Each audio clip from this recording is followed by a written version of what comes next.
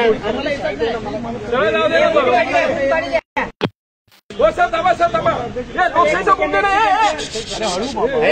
भेटणार, खाली खाली भेटणार हळूहळू. यस सर, धन्यवाद.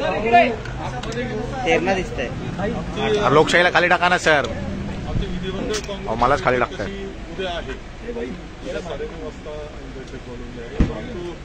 राज्यसभेचे उमेदवार म्हणून चंद्रकांत हंबर्डे यांची निवड झाली आहे.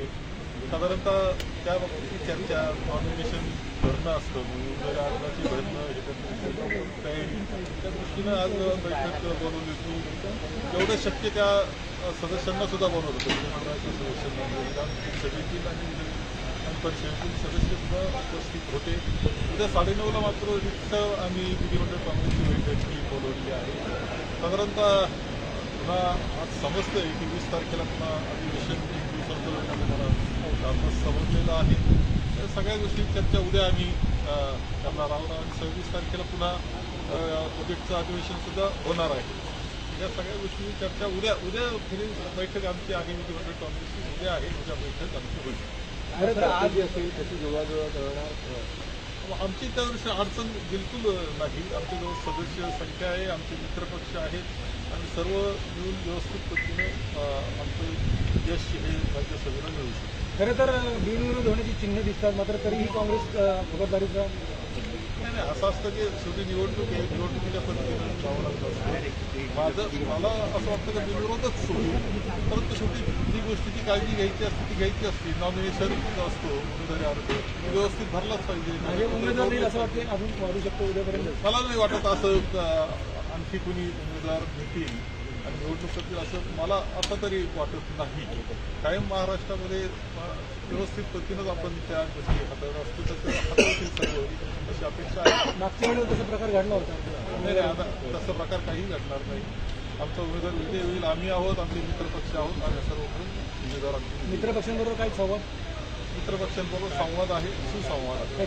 संयुक्त बैठक नाही तशी आवश्यकता आता तरी नाही. त्यावेळेस गरज लागली तर तशी बैठक. तर काँग्रेसचे अनेक आमदार जे आहेत ते या राज्यसभेच्या मतदानाच्या वेळेस गैरहजर राहण्याची सुद्धा शक्यता आहे, कारण ओपन मतदान होणार आहे. तुमच्याकडे ह्या बातम्या कुठून येतात हे काही मला माहिती नाही, परंतु वस्तुस्थितीशी निगडीत नसणाऱ्या अनेक गोष्टी ज्या येत असतात, अनेक नावं येत असतात, त्या सदस्य सर्व आम्ही व्यवस्थित आहोत.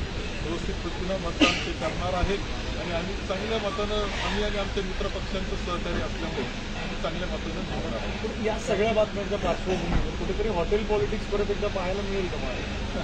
तशी आवश्यकता नाही आम्हाला काही. तर अशोक चव्हाण आणि मिलिंद देवरा, अशोक चव्हाण आणि मिलिंद देवरा यांना दुसऱ्या पक्षामध्ये गेल्यानंतर लगेचच उमेदवारी जाहीर केली, याकडे कसं बघता? एक तर याच्यामध्ये दिसतंय की आता 6 पैकी 3 तर खरे काँग्रेसचेच आलेले आहेत. हे सोडून हे खरं आहे, परंतु म्हणजे भारतीय जनता पक्षाला आणि त्या आमच्या जे आहेत आता सत्तेमध्ये काँग्रेसची किती गरज आहे हे सुद्धा दाखवत आहेत. म्हणजे त्याच्यामध्ये अशोकरावजी आहेत, मिलिंद देवराजी आहेत, जी आमच्या काँग्रेसचे आहेत. खरं जे भारतीय जनता पक्षाकडे उमेदवार सुद्धा नाही, त्यांना आमचे लोक घ्यावं लागत आहेत असं सिद्ध झालंय आता. प्रफुल्ल पटेलांची टर्म संपायच्या आधीच त्यांनी उमेदवारी जाहीर केली आहे. त्यामध्ये त्यांनी काय ठरवलं, त्यांची स्ट्रॅटेजी त्यामध्ये काय आहे, विचार त्यांनी काय केला हे मला आपला अंदाज आहे. मी काही अंदाज केले. तर काँग्रेसला कोण कोण सपोर्ट करण्याची शक्यता आहे? तुमच्या मित्रपक्षामध्ये कोण कोण सपोर्ट आहेच आहे. आमच्या मित्रपक्षामध्ये राष्ट्रवादी आमचा मित्रपक्ष पवार साहेबांचे राष्ट्रवादी आहे, उद्धवजींची शिवसेना आहे, आमच्याबरोबर CPM सुद्धा आमच्याबरोबर आहे, समाजवादी आमच्या बरोबर आहे आणि हे सगळे मिळून सुद्धा आम्ही चांगल्या पद्धतीनं देश आमचं मोठं राहणार. तर शरद पवार गट तुमच्यामध्ये काँग्रेसमध्ये विलीन होणार आहे म्हणून कॉन्फिडन्स वाढलाय का? ही बातमी तुमच्याकडून मला समजली, असं तर मी काय ऐकलेलं नाही. काँग्रेसने दलित कार्ड खेळलेलं आहे आणि त्यामुळे भारतीय जनता पार्टीने 4थ्या उमेदवार काढला असं राष्ट्रवादीजी अत्यंत ज्येष्ठ असं काँग्रेसमन आहे. ते महापौर मुंबईचे राहिलेले आहेत, मंत्री म्हणून त्यांनी चांगलं काम केलेलं आहे. अशा प्रकारचं ते व्यक्तिमत्व आहे की जे राज्यसभेला जाण्यासाठी अत्यंत योग्य होतं, म्हणून त्यांची निवड करण्यात आली. तर राष्ट्रवादीचा उद्या 20चं पण सुनावणी होणार आहे विधानभवनमध्ये. राष्ट्रवादीचा 20चं सुनावणी होणार आहे. त्याच्यानंतर राष्ट्रवादीचा शरद पवार गट तुम्हाला कसं काय मदत करू? म्हणजे काय प्रोसेस आहे? आता शेवटी सुनावणी आहे, अध्यक्ष त्याच्यावर निर्णय देणार आहे. की न्यायालयीन टाईपची प्रक्रिया जी आहे, न्यायिक प्रक्रिया आहे, त्यावर काही बोलणं योग्य होणार. पण दिशा सिद्दीकी आज बैठकीत हा, दिशाला आमच्या बरोबर आहे. वडिलांचं काय त्यांना माहित नाही, म्हणजे मला माहित नाही, पण दिशा आमच्या बरोबर आहे. सर हिंदी में बताइए सर हिंदी में थोडं परत सर चालू द्या.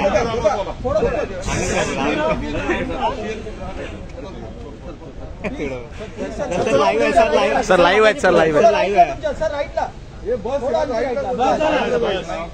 किस तरह से तैयारी है हमारे सब विधायक हम साथ में की तो कल की तैयारी की नहीं हमारी CLP की मीटिंग जो है वो कल होने वाली है.